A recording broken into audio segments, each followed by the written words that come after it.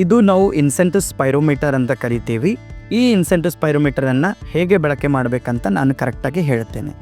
ನಾವು ಈ ಇನ್ಸೆಂಟಿವ್ ಸ್ಪೈರೋಮೀಟರನ್ನು ಬಹುತೇಕ ರೆಸ್ಪಿರೇಟರಿ ಡಿಸೀಸಸ್ ಇರುವವರಿಗೆ ಕೊಡ್ತೀವಿ. ಇದು one of the type of the important respiratory exercises ಅಂತ ಕರಿತೀವಿ. ಇದನ್ನು ನಾನು ಹೇಗೆ ಯೂಸ್ ಮಾಡಬೇಕಂತ ನಿಮ್ಮಲ್ಲಿ ಕರೆಕ್ಟ್ ಹೇಳ್ತೀನಿ. ನಾವು ಫಸ್ಟ್ ಇದನ್ನು ನೋಡಿ, ಇದು ಈ ಥರ 2 ಡಿಟ್ಯಾಚ್ಡ್ ಪಾರ್ಟ್ಸ್ ಬರುತ್ತೆ. ಇದನ್ನು ನಾವು ಏನು ಮಾಡಬೇಕಂತಂದರೆ ಇದರಲ್ಲಿ ಅಟ್ಯಾಚ್ ಮಾಡ್ಕೋಬೇಕು. ಮಾಡ್ಕೊಂಡಾಗ ಈ ಥರ ಸ್ಟ್ರೈಟ್ ಕರೆಕ್ಟ್ ಆಗುತ್ತೆ. ಇದು ಫಸ್ಟ್ ಏನು ಮಾಡಬೇಕಂತಂದರೆ ನಾವು ನೋಡಿ, ಇದು ಸೀದಾ ಇರುವಾಗ ಇದರಲ್ಲಿ ನೋಡಿ, ಇಲ್ಲಿ 600 cc, ECC, 200 cc, 400 cc ಅಂತ ತೋರಿಸ್ತಾ ಇದೆ. ಫಸ್ಟ್ ಸ್ಟ್ರೈಟ್ ಸೀದಾ ಇರುವಾಗ ಒಳಗಡೆ ಹಾಕೋಬೇಕು. ಒಳಗಡೆ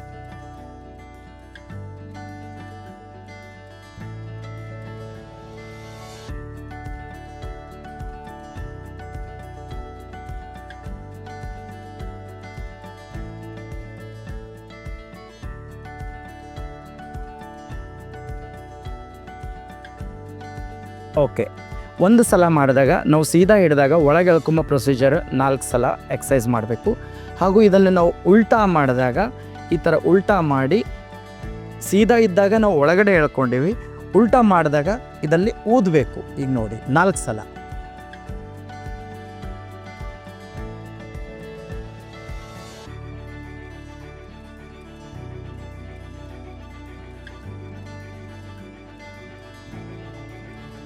okay.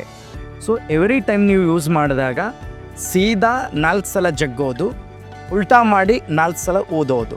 This is one time exercise. ಈ ಥರ ನೀವು ದಿನದಲ್ಲಿ 7ರಿಂದ 8 ಬಾರಿ ಈ ಎಕ್ಸಸೈಸನ್ನು ಮಾಡಬೇಕು. Very very important exercise.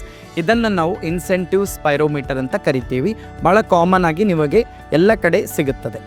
ಇದನ್ನು ಈ ಥರ ನೋಡ್ಬೋದು ನೀವು. ಇದರಲ್ಲೆಲ್ಲ CC ಎಲ್ಲ ಮೆನ್ಷನ್ಡ್ ಇದೆ, ಎಷ್ಟು CC ಏನೆಲ್ಲ ಮೆನ್ಷನ್ಡ್ ಇದೆ ಇದರಲ್ಲಿ.